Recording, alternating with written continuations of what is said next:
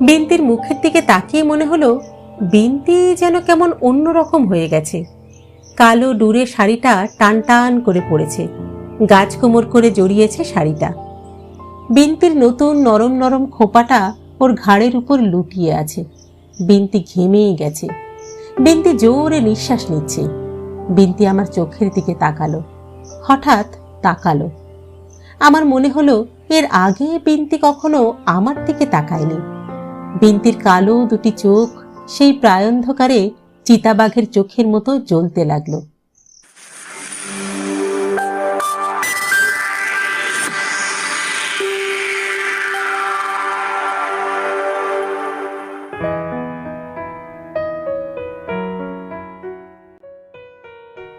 নমস্কার বন্ধুরা, সকলকে স্বাগত জানাই।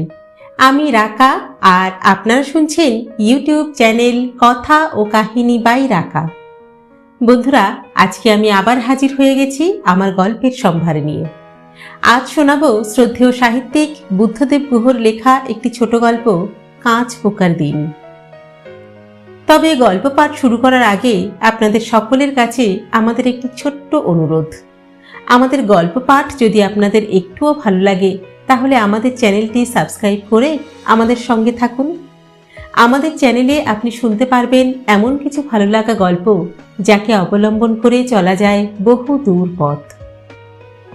আসুন এবার তাহলে গল্পে ফেরা যাক। শুরু হচ্ছে শ্রদ্ধেয় সাহিত্যিক বুদ্ধদেব গুহর লেখা কাঁচ পোকার দিন।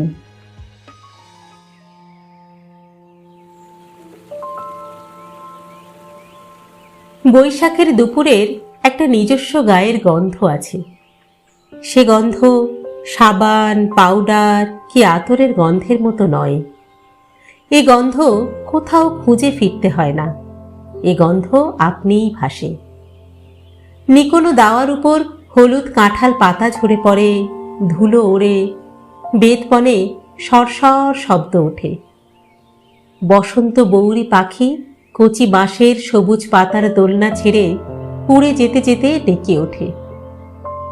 যখন হাওয়া বয়, টুং বাগানে পাতা নড়ে, এমনি করে একটু একটু করে যখন আকাশে বাতাসে রোদ্দুরে বসন্ত বৌরি পাখির ডানায় এক গন্ধ ছড়িয়ে যেতে থাকে।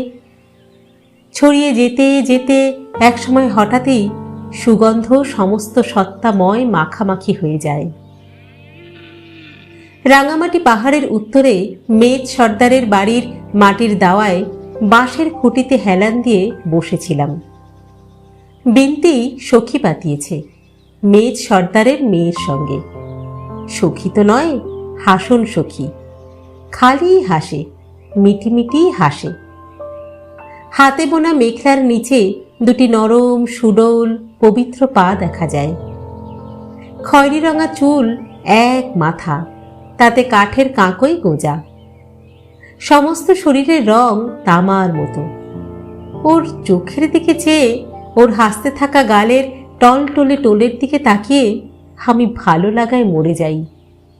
অবাক হয়ে বিন্তির হাসন সখীর দিকে চেয়ে থাকি। বিন্তির কথা মনেও পড়ে না। মেজ সর্দারের বউ বাইরের কাঁঠাল তলায় সারা দুপুর তাঁত বসিয়ে মেখলা বোনে, আরো কত কি বোনে। মেজ সর্দারের পোড়ামাটির মতো মুখে সহস্র অভিজ্ঞতার ফ্রেস্কোর। আঁকিবুকি নিয়ে বসে বসে হুরুদ খুরুদ করে সে হুকোয় টান দেয়। বেলা পড়ে আসে। মেঠো ইঁদুরের গন্ধ ডানায় মেখে চতুর চিল চৈতালি ফসলের মাঠের উপর ঘুরে ঘুরে উড়ে। কাঁঠাল তলার শব্দ মাথার মধ্যে চুরির মতো বাঁচতে থাকে। তখন বিন্তি আর হাসন সখীকে বাঁশের চিকের চিরুনির আড়ালে চা করতে ব্যস্ত দেখতে পাই। মেজ সর্দার মজা সুপুরি আর পান এগিয়ে দেন আবার। বিড়বিড় করে বলেন, গুয়া পান। আবার বলি, না না। হাসি, হেসে বলি, ভরে। আসলে বলতে পারি না যে মজা সুপুরির গন্ধে বমি হয়ে যাবে। আজ আমরা সাত পোশাকির মেলায় গেছিলাম। আজ ৭ই বৈশাখ। সমস্ত সকালটা চোখের সামনে একটা রঙিন স্বপ্নের মতো ভাসছে। আলোকছাড়ি পাহাড়ে মায়ের থান, সেখানে পুজো হয়। আগের রাত থেকে সাঁওতাল, মেচ এবং রাজবংশীরা জড়ো হতে থাকে পাহাড়ের নিচে। মায়ের থানের পথে পথে কেউ কবুতর নিয়ে বসে থাকে, কেউ ছাগল নিয়ে বসে থাকে, কেউ বা আনে জবা ফুলের মতো ঝুঁটিওয়ালা মোরগ। এই দিনটিতে আলোকছাড়ি পাহাড়ের সমস্ত বনমুরগাও বুঝি বুঝতে পারে যে এই দিনটি কোনো বিশেষ দিন। থেকে থেকেই তারা উলু দিয়ে ওঠে। এই পাহাড়ে একদিন আমি একটা পাতা ঝরা শিমুল গাছে ফুলের মতো অগুন্তি মুরগি ফুটে থাকতে দেখেছিলাম। কালো শুকনো ডালে মোরগ মুরগিদের লাল হলুদের সমারোহ এমন করে চোখ ও মনকে অবাক করেছিল যে বলার নয়। হলুদ শাড়িতে মেয়েরা চলেছে। ওরা সকালে চান করেছে। কলকল করতে করতে নতুন পাতা গজানো বৈশাখের জঙ্গলে পাহাড়ে ওরা চলেছে। বাচ্চারা চলেছে হই রই করতে করতে। পিছনে পিছনে গায়ের কালো কি লাল কুকুরও চলেছে। ওরাও বুঝি পুজো চড়াবে মহামায়ার থানে। সকালের মিষ্টি রোদ এসে ফুলে পাতায় ভরা আঁকাবাঁকা পথের ফাঁকে ফাঁকে জাফরানি কালোয় মেশানো গালচে বিছিয়েছে। একটা কুকুর হঠাৎ বাঁ দিকের খাতে পাতার সঙ্গে মিশে থাকা একটা সোনারঙা কোটরা হরিণের বাচ্চার দিকে চোখ পড়তে লাফিয়ে লাফিয়ে দৌড়ে গেল। মেয়েটি বলল, লালু আ আ, লালু আ আ আ। অমনি লালু সংযমের পরাকাষ্ঠা দেখিয়ে দৌড়ে ফিরে এলো। ফিরে এসে লালায় ভেজা গোলাপি জিভটা বের করে আবার দুলকি চালে চলতে লাগলো। জিভ দিয়ে টস টস করে নাল গড়ালো। লালু বলল, হ্যাঁ হ্যাঁ হ্যাঁ। শিশু গাছের পাতার আড়াল থেকে একটি বাদর ছাড়া হঠাৎ একটি আপেলের মতো মুখ বের করে ভেঙচি কাটল। লালুর মালকিন বলল, একদম নয় লালু। লালু বলল, হ্যাঁ হ্যাঁ হ্যাঁ হ্যাঁ। এমনি ওরা সকলে দুলতে দুলতে, হলুদ শাড়িতে ঢেউ তুলে, খাতে পাহাড়ে প্রতিধ্বনি তুলে, হাসিতে পাহাড়ে ফুলেতে ফুল তুলতে তুলতে, উলের বলের মতো খুলতে খুলতে একসময় মায়ের থানে এসে পৌঁছে গেল। সে জায়গাটা যেন একটা সুর ছড়ানো পাতাবাহারের ঝাড় হয়ে গেল। হাসি, পুরোহিতের গম্ভীর মন্ত্র, কালো পাহাড়ে কবুতরের রক্ত, সাঁওতাল ছেলের নিকশ কালো চুল, মেজ মেয়ের ফিকে হলুদ বাতাবি বুক, পাখির কিচিরমিচির, বাদরের হুপহাপ, কুকুরের ভুভুক, এত সব মিলে সমস্ত সকালটা আমার কাছে একটা রঙিন ঝুমঝুমির মতো বাজতে লাগলো। হাসন সখী আর বিনতি আমার দিকে চেয়ে বলল, এই বাড়ি যাবি না? আমি ওদের দুজনকে দুহাতে জড়িয়ে ধরে বললাম, আজ বাড়ি যাব না, আজ আমরা এই আলোকছাড়ির বনে বনে ইচ্ছে করে হারিয়ে যাব। ওদের দুজনকেই বললাম, যাবি? এই যাবি? ওরা কেউ কথা বলল না। বিনতি শুধু ছোঁয়া লাগা লজ্জাবতীর লতার মতো ভালো লাগায় বুঝে এলো। বিনতি ওর পাখির মতো চিকন মুখ তুলে বলল,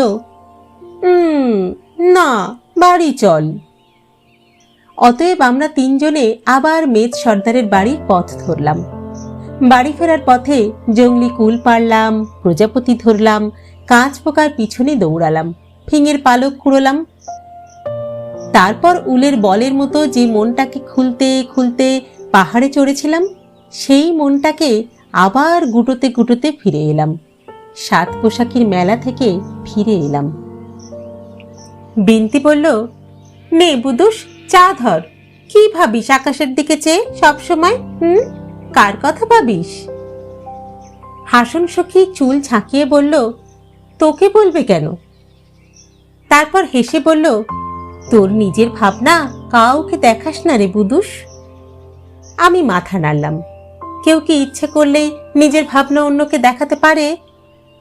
বিনতি বলল, তুই ঠিক জানিস যে তুই মেলার ভিড়ে হারিয়ে যাসনি? আমি হাসলাম, বললাম, কি জানি রে, সেইটাই হয়তো ভাবছিলাম বসে।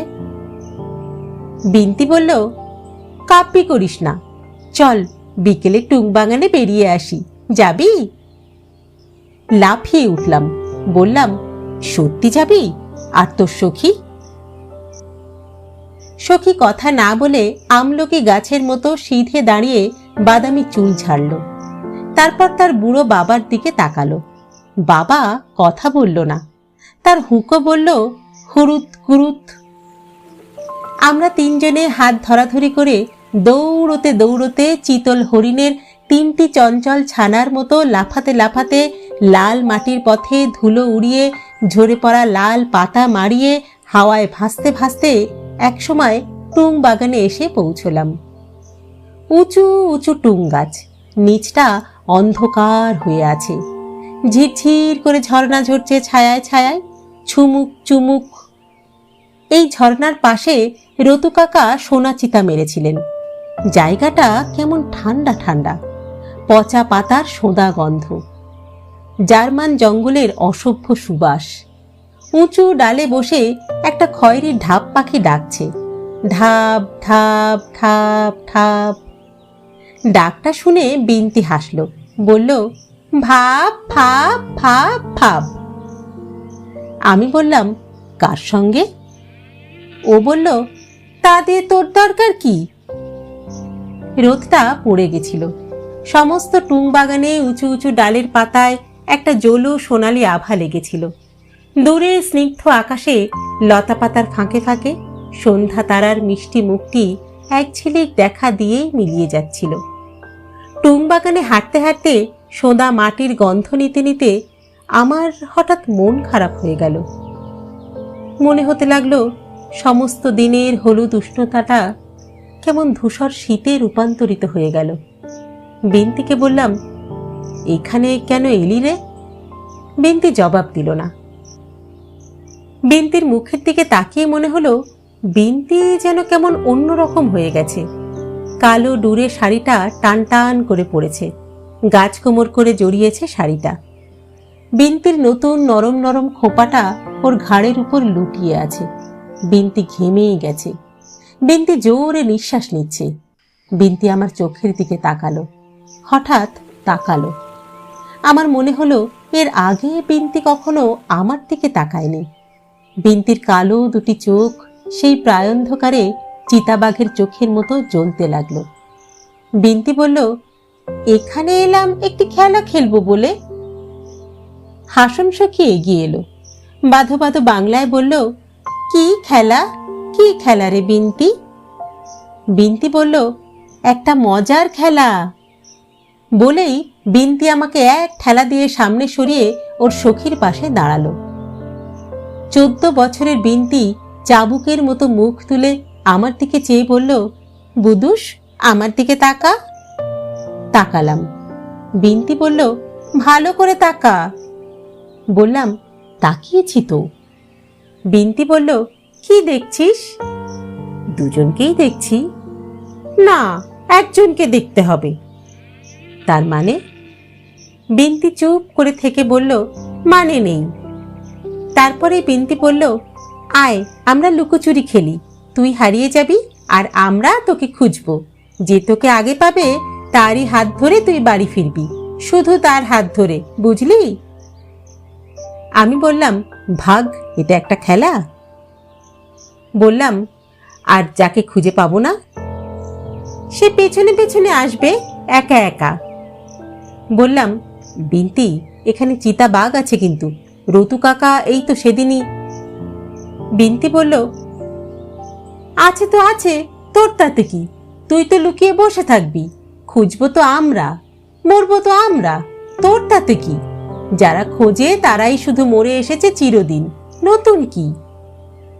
তারপর বিন্তি আর হাসন সখী পিছন ফিরে চোখ বন্ধ করে অনেক দূর এগিয়ে গেল বড় রাস্তা ধরে।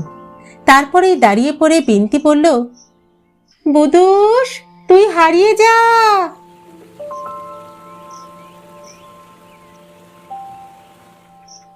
পা টিপে টিপে পচা পাতার উপর পা ফেলে ফেলে কিছু দূর এগিয়ে আমি ঝর্ণাটার পিছনে একটা বড় পাথরের আড়ালে বালির উপর মুখ নিচু করে বসে পড়লাম।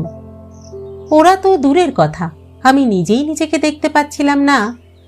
এমন করেও হারানো যে যায় তা জানতামই না।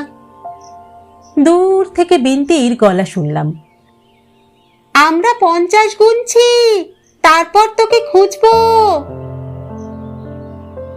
কখন ওদের 50 গোনা শেষ হলো জানি না। হঠাৎ চারিদিক নিস্তব্ধ হয়ে গেল।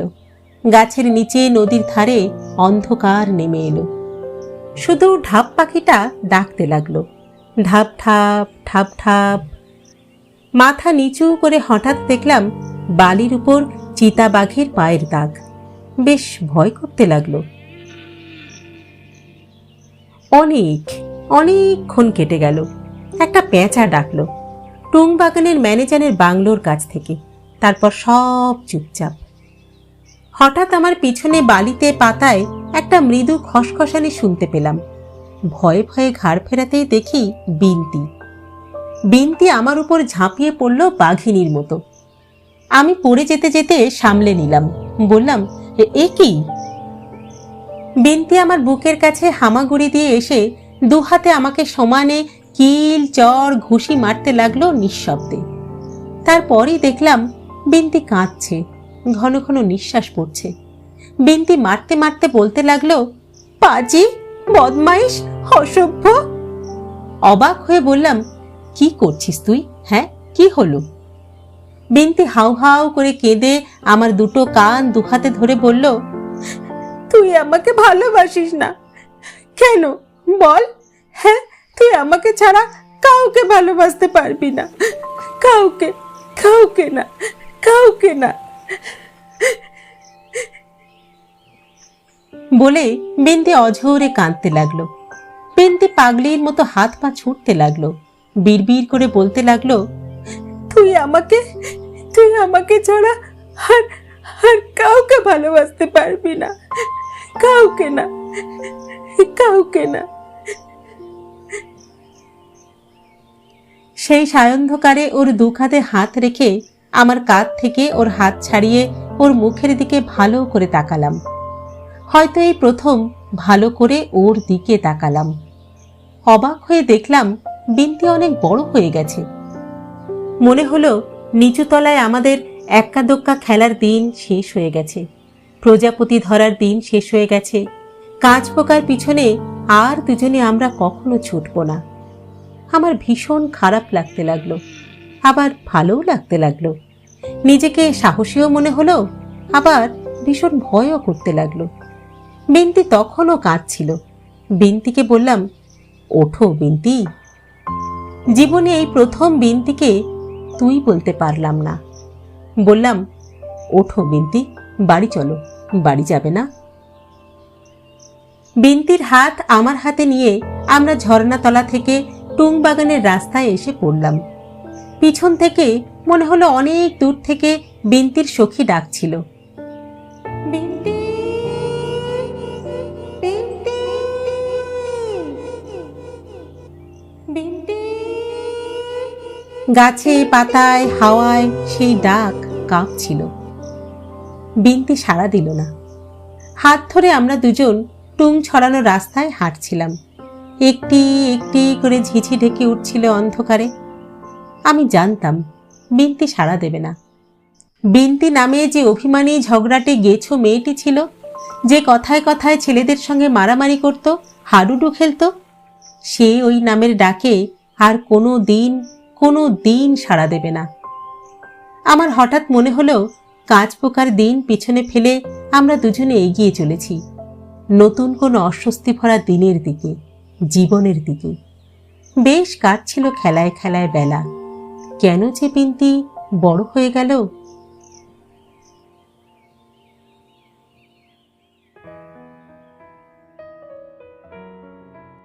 শেষ হলো আজকের গল্প কাঁচ পোকার দিন। লিখেছেন শ্রদ্ধেয় সাহিত্যিক বুদ্ধদেব গুহ। গল্প পাঠ করলাম আমি, রাকা। আপনারা শুনছেন ইউটিউব চ্যানেল কথা ও কাহিনী বাই রাকা।